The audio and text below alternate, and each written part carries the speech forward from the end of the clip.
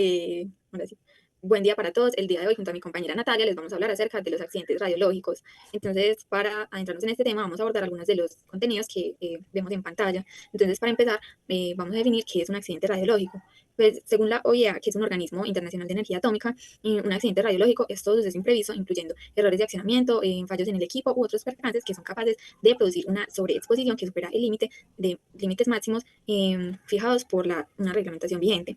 Entonces, en otras palabras, que es? Pues es un suceso no previsto que implica una pérdida de control sobre una fuente radiactiva, una fuga de material radiactivo, una exposición no planificada de personas o una contaminación del ambiente por encima de ciertos límites establecidos en normativas de radioprotección. Este tipo de accidentes puede producirse por fallas de equipos, por errores humanos, por actos maliciosos o incluso por fenómenos naturales. No necesariamente se debe como a una reacción nuclear. Entonces, teniendo en cuenta como esta primera definición de la OIEA, pues podríamos tomar en cuenta tres características que van a ser clave para entender todo esto de los accidentes radiológicos. Entonces, la primera de ellas es que puede ocurrir sin una planta nuclear, como por ejemplo en clínicas y en otros lugares. El segundo es que genera efectos determinísticos, como por ejemplo el síndrome agudo de radiación, que tiene cuatro sistemas, que es el hematopoyético, el cutáneo, el gastrointestinal y el neurovascular. Entonces, estos efectos pueden ocurrir al 100% de probabilidad si la dosis supera un límite específico y la severidad, ya que la severidad va a aumentar con la dosis. Y lo tercero es que va a generar efectos aleatorios, principalmente el cáncer, que el cáncer ocurre con una probabilidad que va a aumentar linealmente con la dosis, pero pues no hay un límite mínimo para esto. Entonces, cualquier dosis, por baja que sea, va a tener probabilidades mayores a cero de causar cáncer.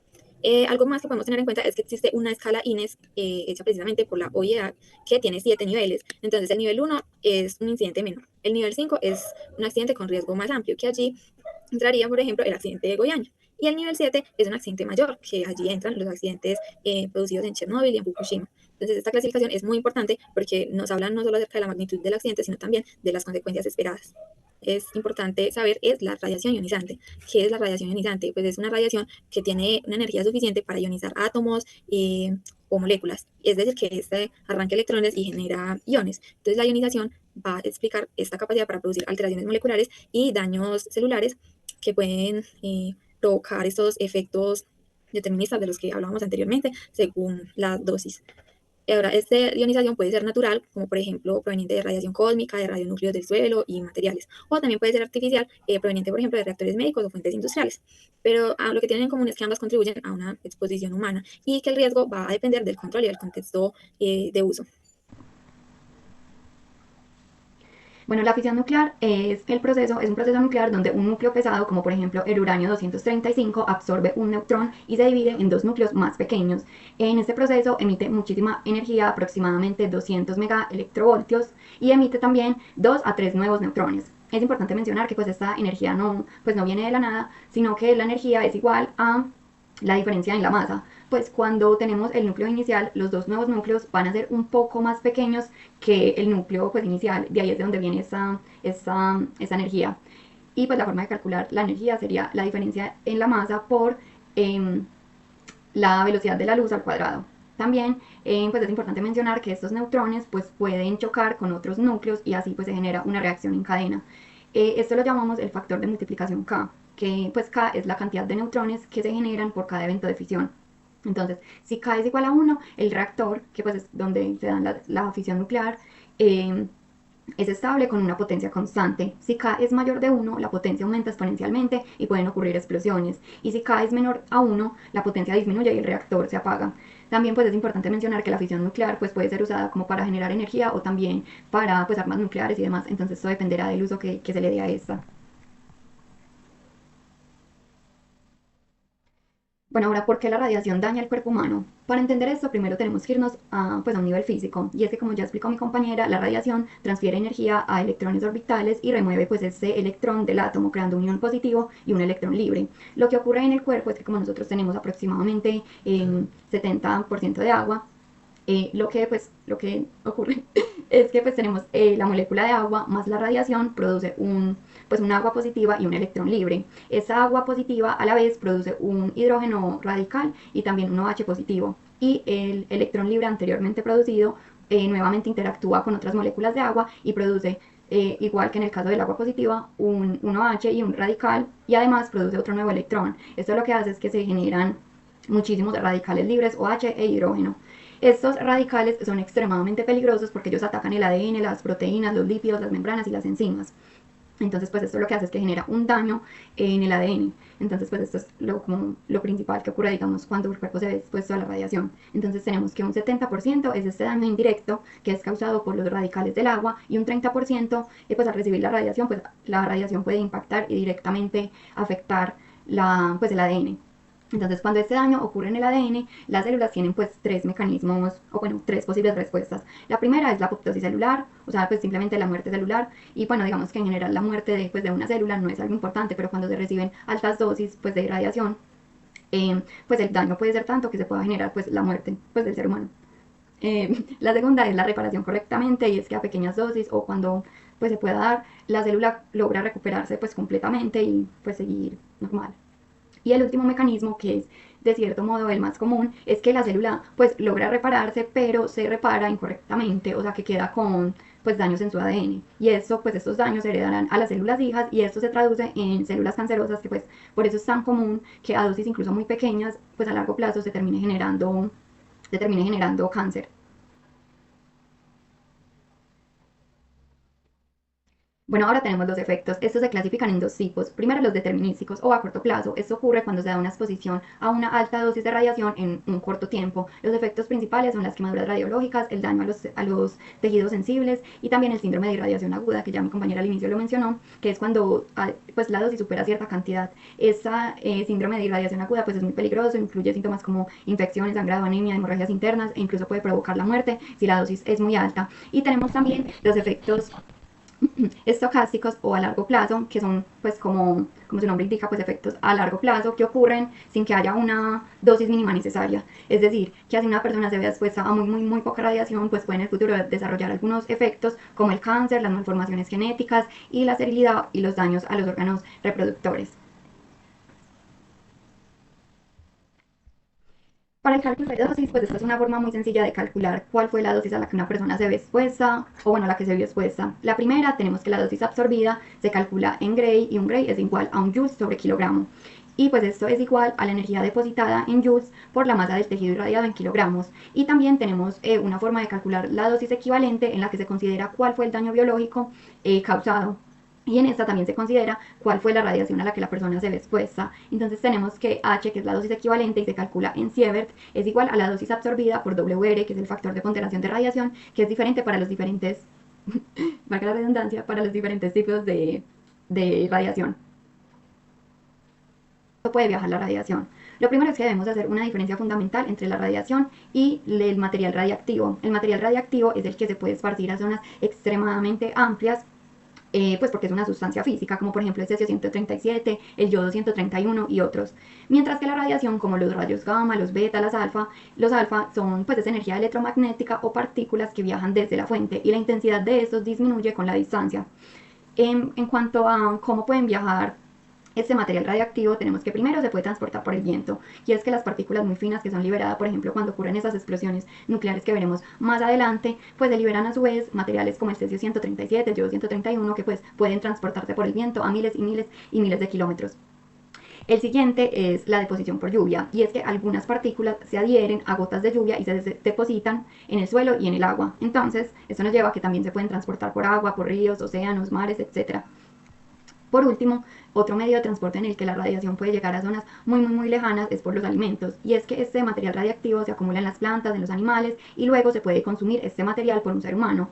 Por ejemplo, pues en el caso de Chernóbil se acumuló yodo 137 en leche y vegetales en toda Europa, causando cáncer a miles de personas. Entonces, incluso tiempo después de que se dé como tal un accidente, pues una persona se puede ver afectada, no solo pues mucho tiempo después, sino también a una distancia extremadamente grande.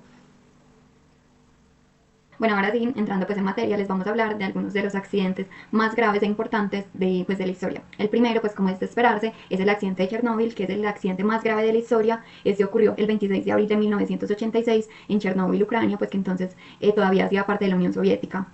El accidente ocurrió cuando el reactor número 4 explotó durante una prueba de seguridad, liberando una enorme cantidad de radiación sobre toda Europa. Chernóbil era una planta, pues una central nuclear de reactores RBMK-1000, diseñada para generar tanto energía eléctrica como también producir plutonio para armas nucleares.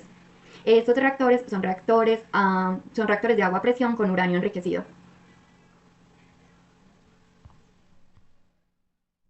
Bueno, ¿qué fue lo que causó como tal este accidente? Como ya les mencioné, pues el accidente se dio porque el reactor número 4 explotó durante una prueba de seguridad. Y es que esta prueba de seguridad simulaba un corte eléctrico para verificar si las turbinas podían proporcionar energía suficiente a los sistemas de refrigeración. Entonces, varios factores críticos condujeron pues a que el accidente ocurriera. El primero es que los operadores redujeron excesivamente la potencia, pues o sea, la redujeron demasiado. También retiraron demasiadas barrillas de control esenciales, que eran las que regulaban la reacción en cadena, para intentar mantener este K cercano a 1, que pues eso ya se los expliqué. Y también desactivaron muchos sistemas de seguridad. Y por último, pues otro factor también importante que condujo pues a que se diera este accidente es que el diseño del reactor tenía un defecto, y es que a potencias muy bajas el reactor podía entrar en un estado supercrítico con un K mucho mayor a 1 de manera inestable. Y como sabemos, pues este K mayor a 1 significa muchísimos neutrones por cada evento de fisión, lo que desencadena una cadena, pues una reacción en cadena extremadamente grande, pues que terminó sobrecalentando los sistemas y que pues condujo a que se diera esta explosión que pues fue muy grave. Bueno, las consecuencias. Se liberaron aproximadamente unas 200 toneladas de material fisible, equivalentes a entre 100 y 500 bombas atómicas de la que fue arrojada en Hiroshima. La mortalidad inmediata fueron 37 personas, 2 por la explosión y 29 por la radiación tan alta que recibieron.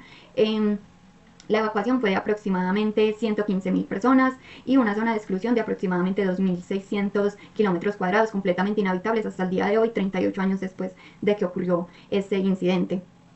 Algunos de los isótopos liberados fue el yodo 137, el yodo 131, el cesio 137, el plutonio 238. Los costos por la limpieza fueron de aproximadamente 200 billones de dólares. Y también pues los casos de cáncer pues son muchísimos. Bueno, ahora tenemos el accidente de Fukushima Daiichi, el segundo accidente más grave de la historia y también categorizado como nivel 9 en la escala del INES. Este ocurrió el 11 de marzo del 2011 en Japón, cuando pues Japón se vio pues afectado por un terremoto de magnitud 9 en la escala Richter. Después de este se produjo un terremoto con olas de más de 10 metros de altura, que fueron las que causaron específicamente pues el daño en esta central nuclear. Fukushima Daiichi era una planta nuclear que utilizaba reactores de agua presurizada para generar energía eléctrica para la región. Bueno, lo que ocurrió es que el tsunami con olas de más de 10 metros de altura afectaron los sistemas de refrigeración de los reactores. Cuando este sistema de refrigeración falló, el agua del núcleo empezó a evaporarse, perdiendo su función como moderador. Y sin moderador, pues los neutrones no se reducían a velocidades térmicas. Esto, pues, ¿qué fue lo que generó? Es que se afectó la capacidad de controlar la reacción, justamente con un K pues mayor a 1. Entonces, cuando pues esta reacción afectó tanto, en este caso las varillas de control sí pudieron reducir, digamos, que este K potencial, y lo bajaron a un K pues que sí puede ser sostenible, pero el calor residual de la desintegración de los productos de la fisión continuó aumentando, y aumentaron tanto que sucedieron varias explosiones en los edificios de los reactores por acumulación del gas hidrógeno, y también se produjo una triple fusión del núcleo de 3 reactores. En cuanto a las consecuencias, la mortalidad directa por radiación fue pues cero, pero más de 1.800 muertos por el tsunami y durante la evacuación. La evacuación fue de más de 160.000 personas de una zona de 20 kilómetros de la planta, y pues la zona de exclusión fue esos mismos 20 kilómetros declarados en zona de exclusión permanentemente. La contaminación fue de 1.000 kilómetros cuadrados. Algunos de los isótopos liberados fue pues igual que en el caso de Chernóbil, el yodo 137, el cesio 137 y el cesio 134. Y pues porque estos son comunes es porque en el proceso de la fisión del uranio 235, estos son como los típicos productos, y por eso es que estos son los que se liberan. También, pues aunque la zona de contaminación fue de 1.000 kilómetros cuadrados, como ya les mencioné, pues en realidad la radiación, bueno, el material radioactivo viaja a miles de kilómetros, y en este caso que fue un tsunami, la contaminación fue muchísima, pues porque justamente pues el tsunami pues tiene agua, y pues esta agua ya quedó contaminada y se esparció pues en realidad por todo el mundo. Este, como ya les mencioné, fue el segundo más grave de la historia, y a diferencia del otro, pues este fue causado por un evento natural que pues es completamente impredecible y que pues no se debe a una negligencia humana.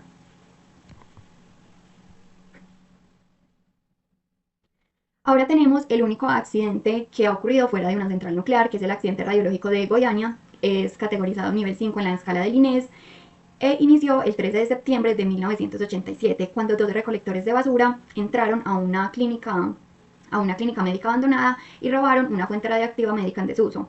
Pues así fue que empezó el mayor accidente que pues ocurrió fuera de una central pues nuclear, y que fue obviamente algo como súper inesperado, porque uno esperaría que este tipo de accidentes ocurrieran en una central nuclear y no por este tipo de fenómenos.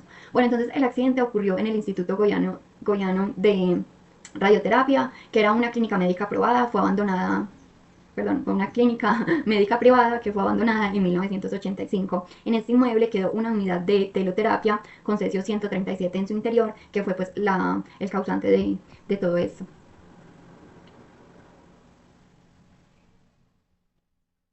Ahora sí, pues en cuanto a la historia. Bueno, como ya les decía, dos recolectores de basura entraron a este lugar y pues robaron este instrumento, pues pensando que pues podían venderlo, o sea, el material que tenía como por fuera, podían venderlo y así pues generar ingresos. Entonces, cuando ellos ya llegaron pues a la casa de uno de ellos, rompieron una ventana que era la que, digamos, que protegía un poco la sustancia que había dentro de este, y cuando lo rompieron se dieron cuenta, o bueno, encontraron el cesio 137, que es un material radioactivo que emite una luz azul profunda, pues muy bonita. Pocos días después de eso, ellos vendieron, digamos, que todo esto a una chatarrería cercana. Y el propietario de esta chatarrería lo que hizo pues es que al ver ese color tan lindo pues, de un polvo, que era lo que ellos pues conocían, porque obviamente ellos no sabían que ese color era pues porque era un material radioactivo, entonces él invitó a amigos y familiares a ver pues este polvo tan lindo. No solo los invitó a verlo, sino que muchas personas, bueno, no muchísimas, pero sí muchas personas incluso se llevaban un poquito de ese polvo azul tan lindo para sus casas. Entonces esto que hizo que la radiación, pues que ese polvito, que es pues material radioactivo que pues, emite radiación, se esparciera por absolutamente toda la ciudad. No, ya. Bueno, la fuente radiactiva fue el cesio 137. No, bueno, la fuente radiactiva fue el cesio 137, como ya les he mencionado bastante. Cerca de, bueno, no cerca, 4 personas murieron debido pues a la exposición y el envenenamiento por radiación, entre ellos una niña de tan solo 6 años. Cuando la internaron descubrieron que ella tenía demasiada radiación, que incluso tuvo que ser sepultada en un ataúd de plomo completamente cubierta por cemento, porque pues ella seguía pues irradiando muchísima radiación. Las personas afectadas fueron cerca de 249, pues heridas directamente por el envenenamiento por radiación. Ambiental fue de aproximadamente 400.000 metros cuadrados.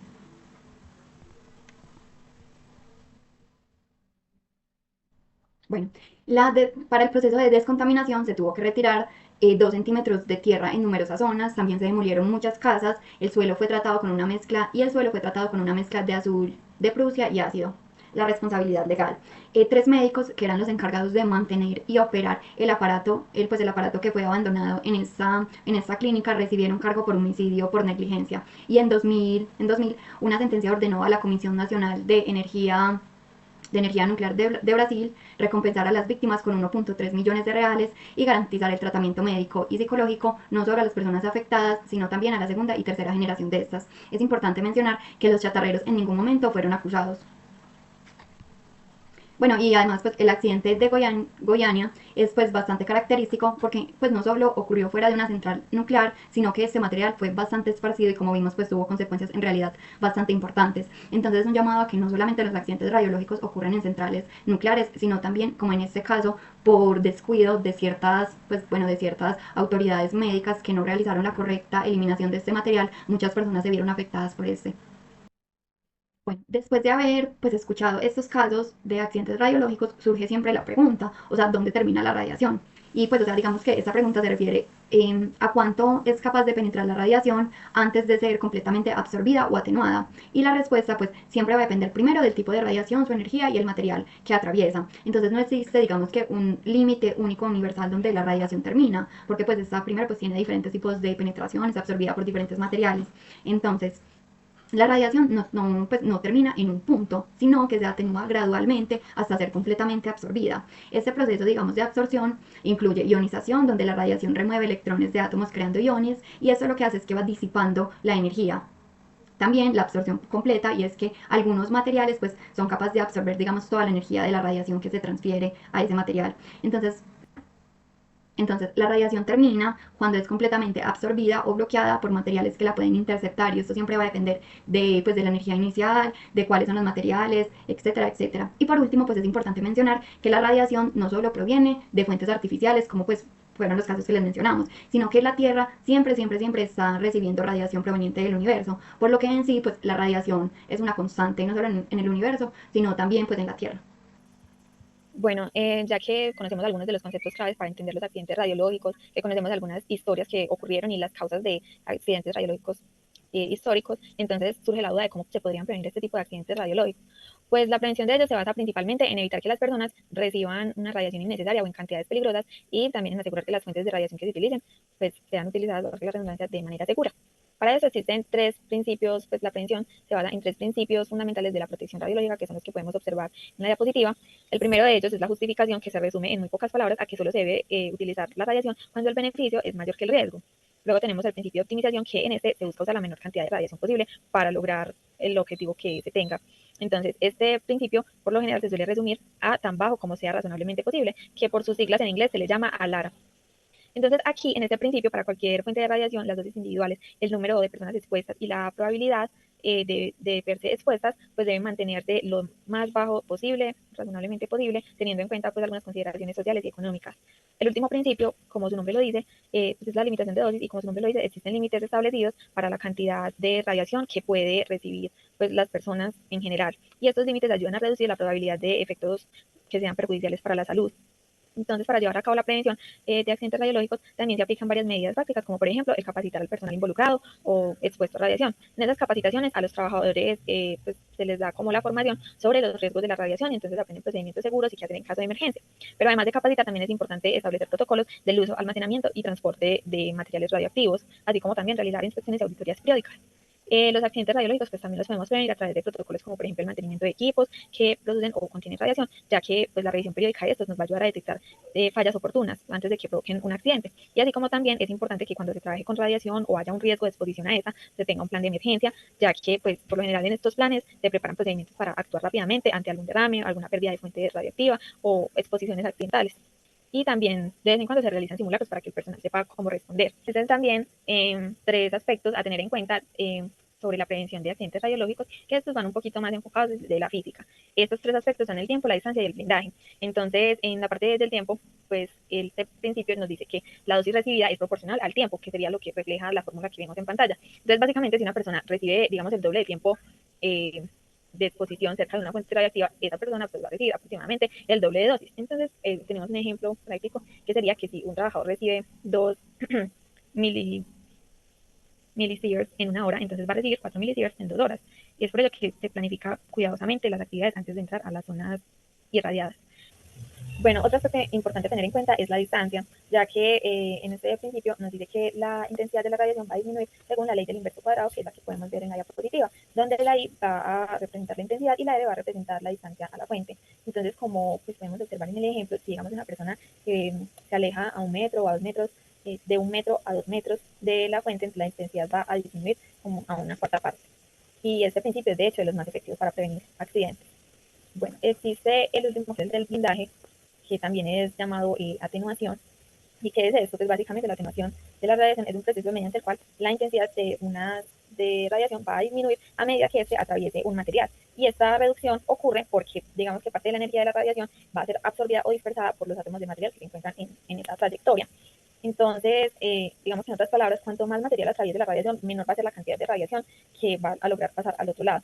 Y pues bueno, esta imagen que observamos aquí es cuando una partícula o un fotón interactúa con una TCP, varios fenómenos que son absorción, dispersión o transmisión. La absorción es cuando la radiación transfiere toda su energía al material y desaparece. La dispersión, por otra parte, es cuando la radiación cambia de dirección y pierde parte de su energía. Y la transmisión es cuando una fracción de la radiación atraviesa el material que interactúa. Esta atenuación se puede ver afectada por ejemplo, el tipo de material, ya que la densidad y el número atómico pues, va a determinar esta capacidad de frenar o de absorber la radiación. También va a depender del grosor del medio, porque a mayor grosor, mayor va a ser la probabilidad de que la radiación interactúe con átomos y se atenúe. También va a depender de la energía de la radiación y el tipo de radiación, porque como observamos en un principio, de las partículas alfa, beta, los rayos gamma y X, que ellos pues, tienen como un nivel de penetración, entonces van a atravesar ciertos materiales y otros no. De hecho, aquí observamos estos que las partículas atraviesan el papel y la piel, perdón, son detenidas por el papel y la piel, las partículas beta son detenidas por el aluminio y las gamma por el concreto, mientras que los neutrones pueden ser detenidos por el agua. Esta ley de la atenuación exponencial, que no la había explicado, pues la I representa la intensidad final, que va a ser igual a la intensidad inicial por Euler a la potencia del coeficiente de atenuación por el espesor de blindaje. Bueno, ya para finalizar como este tema de la prevención, nosotros decidimos integrar algunos de los conceptos que vimos anteriormente y con base en ellos crear algunas estrategias como para prevenir más como riesgos mayores y para prevenir los accidentes radiológicos como tal. Entonces, de las primeras propuestas o estrategias que contemplamos fue precisamente el control de la reactividad, ya que pues el primer gran desafío es el coeficiente de vacío positivo, porque en reactores tipo RBMK, cuando el agua se vaporiza, la potencia tiende a crecer exponencialmente. Entonces, ¿cuál fue la propuesta? Pues instalar sensores de presión y de temperatura en los tubos del canal usando algoritmos de aprendizaje automático para detectar precisamente pues, un aumento de reactividad. Entonces, ¿qué permitiría esto? Pues que haya un apagado automático si el K, que fue el que explicó mi compañera anteriormente, si el K es mayor a 1.02. Entonces, esto haría que detecten anomalías 10 o 15 segundos antes de una explosión. Pues además de lo anterior, también debemos mejorar barreras de control. Y para eso la propuesta es que el carburo de boro tiene una sección transversal de capturas de neutrones que es muy alta comparada con el grafito, que es de aproximadamente como 760 bars. Entonces, ¿cuál es la propuesta? Pues reemplazar los estromos de grafito por este carburo de boro y diseñar barras con un gradiente de absorción. Entonces, el implementar este sistema de inserción por gravedad, que no depende de motores eléctricos, puede permitir reducir el K de 1.05 a 0.85 en tan solo 3 segundos. En nuestra otra propuesta fue de blindaje, precisamente basada en el blindaje y la ley de atenuación exponencial, que fue la que vimos anteriormente, ya que si la prevención en el núcleo falla, pues la física del blindaje va a ser como esta defensa, porque los rayos gamma se van a atenuar precisamente siguiendo la ley de la atenuación exponencial, que fue la que vimos anteriormente. Entonces, para reducir la intensidad de la radiación al 0.1%, hay cálculos que indican que se requieren aproximadamente 46 centímetros de concreto o 15 centímetros de acero para radiación de cesio 137. Entonces, ¿qué propuesta pues, hicimos nosotros? La propuesta sería como una contención primaria de acero de 20 centímetros y concreto de 100 centímetros, y una secundaria que tenga como un muro de 200 centímetros, y esto ya contendría el 99.9% de la radiación gamma y el 99% de las partículas radiactivas. Ahora, tenemos que tener en cuenta que en la física no solo están los materiales, sino también en la predicción. Entonces, pues dentro de nuestra investigación encontramos que se estima que el 90% de los accidentes nucleares son causados precisamente por errores humanos. Entonces, ¿cuál es la propuesta? Pues nosotros proponemos como un sistema de sensores que mediante inteligencia artificial prediga precisamente estas anomalías basándose en patrones históricos, que lo prevengan como de 30 a 60 segundos antes del accidente. También para eso se propone el uso de simuladores de realidad virtual que recreen situaciones de crisis que permitan que los operadores desarrollen una respuesta automática cuando hay un fallo de equipo, y esto les permitiría reducir precisamente ese error humano entre un 70 y un 80%. Y bueno, finalmente entonces vamos a hablar de cuál sería el tratamiento que se le daría a pacientes enfermos por esta exposición a radiación o por la contaminación por la radiación.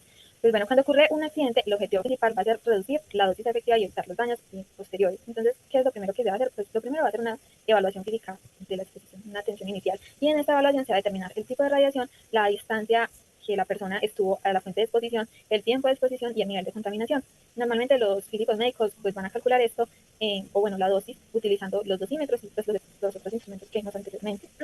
Luego se pasa a una etapa de descontaminación, y si esto pues ocurre más que todo cuando hay una etapa de descontaminación. Esta más que todo pues, se utiliza cuando la contaminación es externa. ¿Qué se hace ahí? Se retira la ropa, se lava la piel y el cabello y se limpia las heridas sin frotarlas.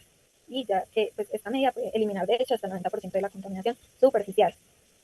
También para pues, la medida del nivel de radiación se utilizan detectores portátiles, espectrómetros gamma, contadores Hegel, y pues el objetivo es verificar si aún quedan radionúcleos en el organismo.